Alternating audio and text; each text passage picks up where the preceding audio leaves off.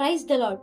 కీర్తనలు 84వ అధ్యాయం 12వ వచనంలో ఇలాగున వ్రాయబడి ఉన్నది, సైన్యములకు అధిపతియగు యెహోవా, నీ యందు నమ్మికయుంచువారు ధన్యులు. అవును, ఆయన గొప్ప దేవుడు, సర్వశక్తిగల దేవుడు. ఆయనకు అసాధ్యమైనది ఏదీ లేదు.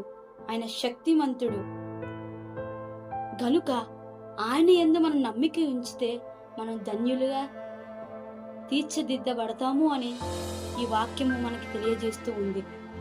అవును,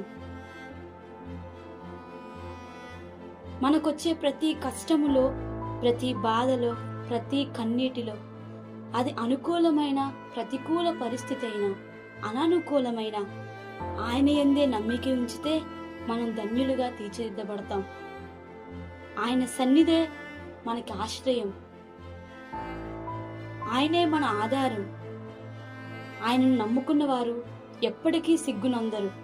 ఒకవేళ కొన్నిసార్లు ఆలస్యమైనప్పటికీ అది మనం మేలు కోరికే అని మనం గ్రహించి మనం ముందుకు కొనసాగువారుగా ఉండాలి. గనుక ఆయన యందు మనం నమ్మిక ఉంచితే మనం ధన్యులమే.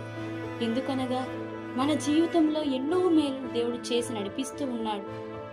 కొన్నిసార్లు పరిస్థితులను బట్టి మనం కంగారు పడుతూ ధైర్యాన్ని కోల్పోతూ ఉంటాం.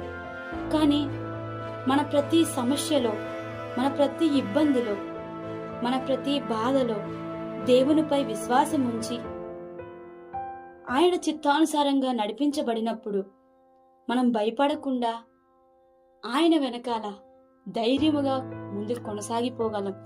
గనుక ఆయన యందు నమ్మిక ఉంచు వారందరూ ధన్యులని లేఖనం చెప్తూ ఉంది. దేవుడు మనల్ని ధన్యులుగా చేసి నడిపించినందుకు దేవునికి వందనములు. ఒకవేళ ఏదైనా కష్టం వచ్చినా బాధపడక, కృంగిపోక ఆయన యందు నమ్మిక ఉంచి ముందుకు కొనసాగుదామా? ప్రార్థన చేసుకుందాం. మహాపరిశుద్ధుడైన తండ్రి, నీ ఘనమైన అతి శ్రేష్టమైన నామమునకు వందనములయ్యా. నీవిచ్చిన వాక్యమును బట్టి నీకు వందనాలు. నీ యందు నమ్మిక ఉంచి వారు ధన్యులని మాతో మాట్లాడవయ్యా.